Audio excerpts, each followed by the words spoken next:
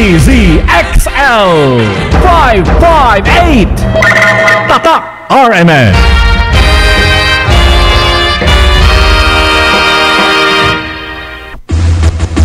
Narito na ang numero unong pagbabalita sa radyo na araw-araw.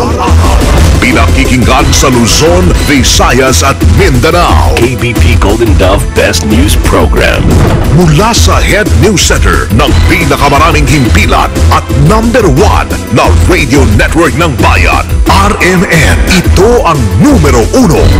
RMN News Nationwide. RMN News Nationwide.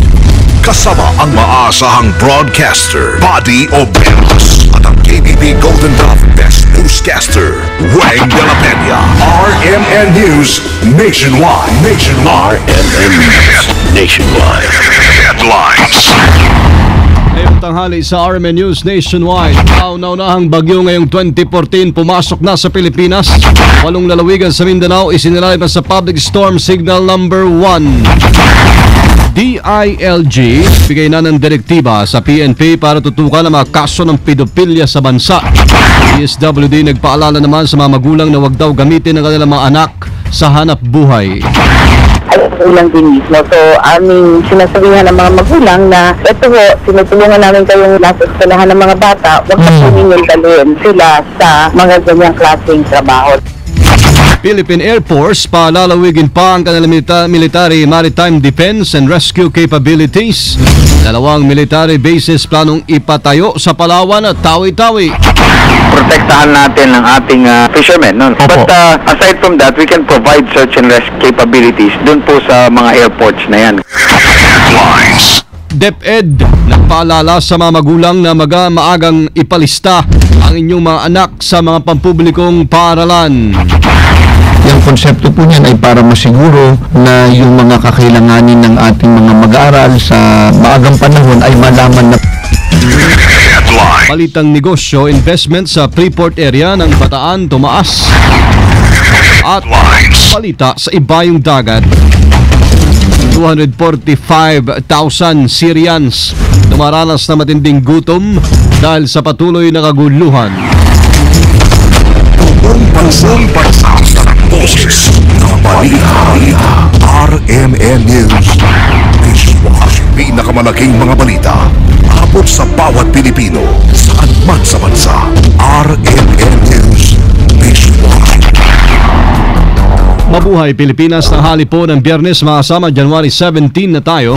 2014, ito pa rin ang numero 1 ng RMN News Nationwide. Ako si Buddy Oberas.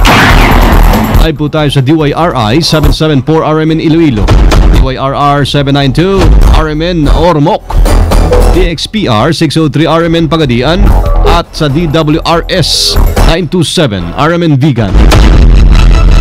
Live International via Ustream, search RMN Manila. Live din sa WRMN New York, USA. At sa lahat po natin mga number 1 AM station sa buong bayan. Live via satellite. RMN News Nationwide.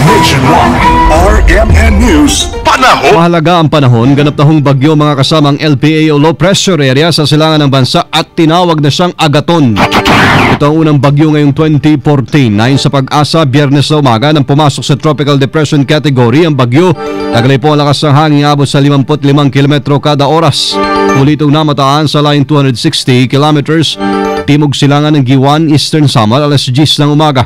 At patuloy o dahil dito itinas na yung signal number 1 sa Surigao del Norte, kasama rin ang Siargao Island, Surigao del Sur, Dinagat Province, Agusan del Norte at del Sur, Davao Oriental at Compostela Valley. Naasahan namang mabagal po itong kikilos papalapit ng bansa sa bilis na 5 kph patimog kanluran. Naasang babagtasin ng bagyo Mindanao pababa ng Davao. Saan din ang patuloy na katamtaman hanggang kuminsay malakas sa pagulan sa Eastern Visayas at Mindanao.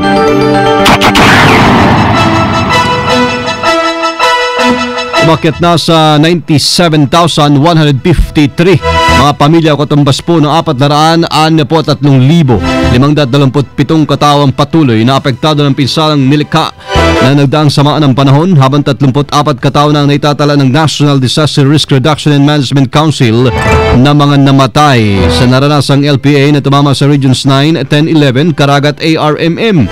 Sa update pa rin inilabas ng Indramsi, 67 ang sugatan, 7 ang nawawala ngayon at pinaghahanap po ng search and rescue team. Pumalo naman sa 57 mga kalsada, 21 mga tulay ay hindi pa rin madaanan sa mga naapektuhang rehiyon. Nagdeklara na ng forced evacuation ang Butuan City Disaster Risk Reduction and Management Office sa mahigit 100 pamilya sa barangay Masaw na nakatira sa tabing dagat. Dahil sa high tide sa lugar kahit nagpang-abot ang tubig dagat at mataas na level ng tubig sa ilog dulot po ng LPA sa Visayas at Mindanao. Samantala itinas na sa alert level 3 ang Butuan City matapos umabot sa 3 meter above sea level ang tubig. Ilalim ng alert level number 3, puwersahan ng palilikasan ng mga residente malapit sa ilog. Natili naman nasa mahigit sa 5,000 na mga residente sa 33 evacuation centers doon. Mahigit sa 18 milyong pisong halaga raw ng relief goods na ipamahagi na sa mga pamilya apektado ng LPA. Kasama natin sa Balita Live, Rhea Mamogay. RMN Report. Abot na sa mahigit 18 milyong pisong halaga ng mga relief goods ang naipamahagi na ng pamahalaan sa mga pamilyang apektado ng naranasang sama ng panahon sa Mindanao at ilang bahagi ng Visayas. Sa report ng National Disaster Risk Reduction Management Council, mahigit 7 milyon sa mga relief goods ay nanggaling sa DSWD. Mahigit 10 milyong piso naman ay galing sa mga lokal na pamahalaan at mahigit 300,000 piso ay galing sa DOH. Abot na rin aniya sa 17 munisipyo at syudad sa Region 10, 11 at Caraga ang isinailalim na sa state of calamity dahil sa matinding pinsalang dulot ng LPA. Nanatili namang naka-blue alert status ang NDRRMC na ang layo pa rin upang patuloy sila naka-alerto sa pagpapakalat ng weather advisory sa lahat ng riyong apektado ng sama ng panahon. Kasama mo sa NDRRMC, Rhea Mamogay, Tatak, RMN. Radyo mo nationwide. Headlines. Mga kasama, nagbigay po ng direktiba ang Department of Interior and Local Government sa pambansang pulisya na tutukan ang mga kaso ng pedophilia. Kasunod dito ng panawagan ng bansang Amerika, Australia, Canada at United Kingdom sa pamahalaan ng Pilipinas na tumulong upang malansag po mga aktibidad ng isang pamahalaan o ng isang international pedophile ring sa bansa.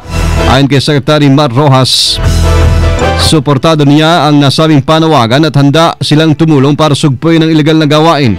Gayud pa ng kalihim na kaawa ang mga kabataang nabibiktima ng mahahalay pong gawain dahil sa nalalagay sa alanganin ang kanilang kinabukasan. Ang DFA at NBI ay pinakikilos na rin sa pedophile ring sa bansa. Kasama natin sa Balita Live, Conde Bata. RMN Report. Hinimok na isang mambabatas ng Department of Foreign Affairs at National Bureau of Investigation o NBI na imbestigahan din ang pedophile ring o laganap na sex exploitation sa mga kabataan sa bansa. Pinaaksyonan dito ni Akbaring Representative Barry Gutierrez na silipin ng dalawang ahensya ang findings na nakuha ng National Crime Agency sa United Kingdom na nagbaygar sa malawak na Philippine pedophile ring sa pamamagitan ng pang-aabuso sa mga kabataan sa pamamagitan ng internet. Batay niyo sa NCA report ay natukoy ang mga organisadong grupo na nag-ooperate ang profit live stream sex abuse sa mga kabataang Pinoy na may edad 6 hanggang 15 taong gulang kung saan ang mga kliyente ng mga ito ay galing pa sa mga mauunlad na bansa. Kailangan na kumilos agad at makipag-ugnayan ang dalawang ahensya sa mga crime agency upang masawata ang mga organized online child exploitation sa Pilipinas.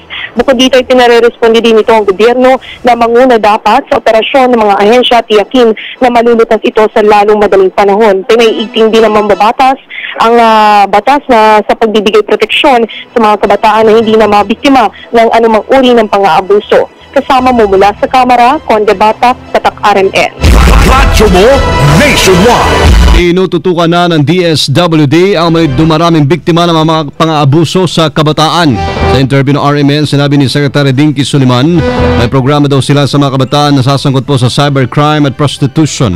Katuwang nila ang Department of Education at ang lokal na pamahalaan para tulungan ang mga itong maiwasan na masangkot sa ngayong gawain.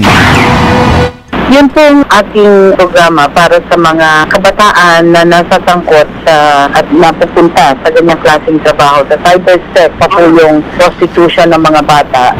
Yan po ay aming pinagtutulungan ng lokal na pamahalaan at ng Department of Education sa cybersex. Kasi sila yung nag-chair nung anti-pornography count. Doon na ang aming nakikita, prevention at saka rin na nga yung rehabilitation po ng bata. Samantala, pinaalalahanan din ni Suliman ng mga magulang na kung pwede wag nang gamitin ang kanilang mga anak sa itong uri ng hanap buhay.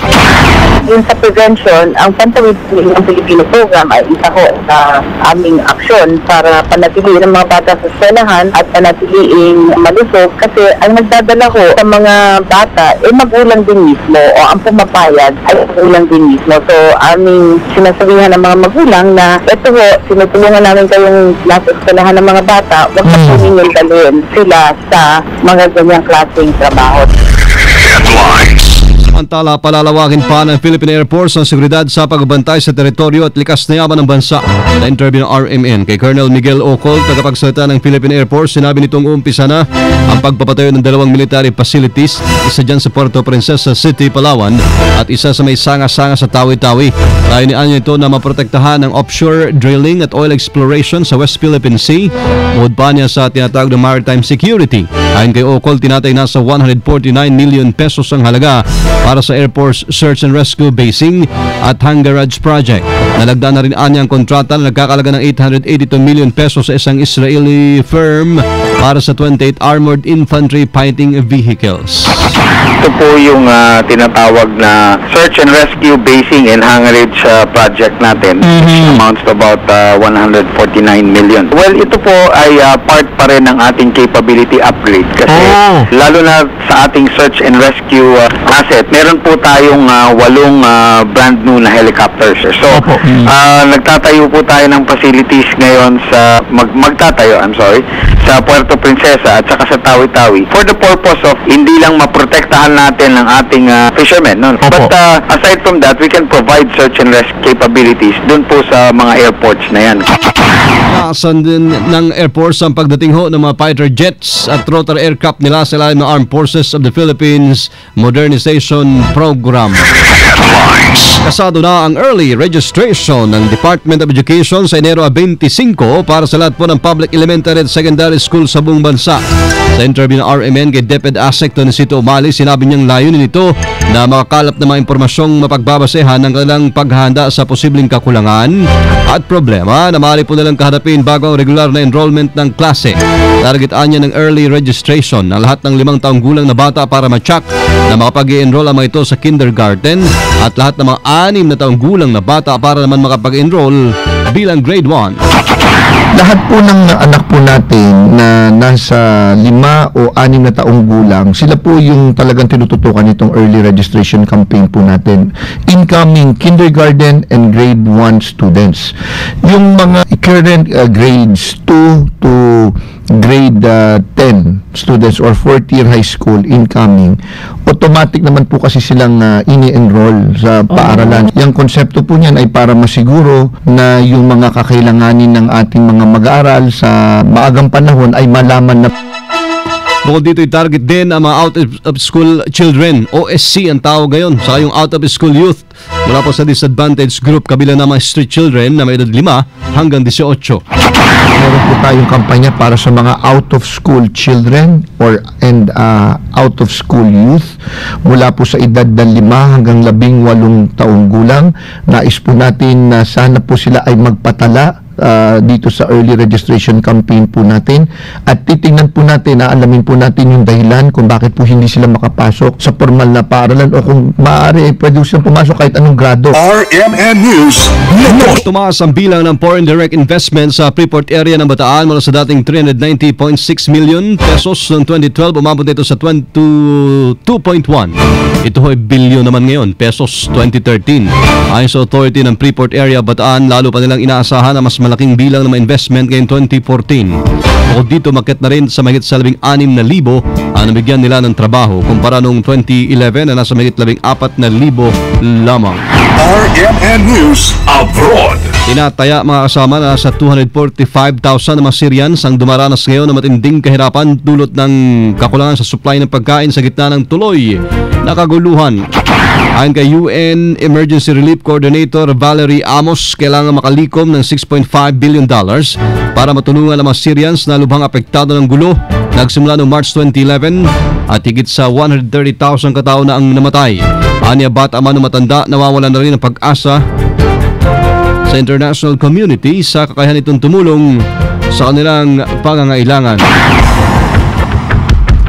Live mula sa RMN News Center, Makati City, Metro Manila, Philippines, inyo pong narinig ang numero 1 RMN News Nationwide. Biyernes na tayo, January 17, 2014. Panoorin po aming naging pagbabalita ngayong alas 12 ng tanghali. Sa YouTube, i-type lamang ang RMN News Nationwide. Thank you Lord, muli po tayo nagkasama-sama. Salamat po sa inyong naging panahon. Kasama nyo sa serbisyo publiko sa ngalan po ni Weng de la Peña.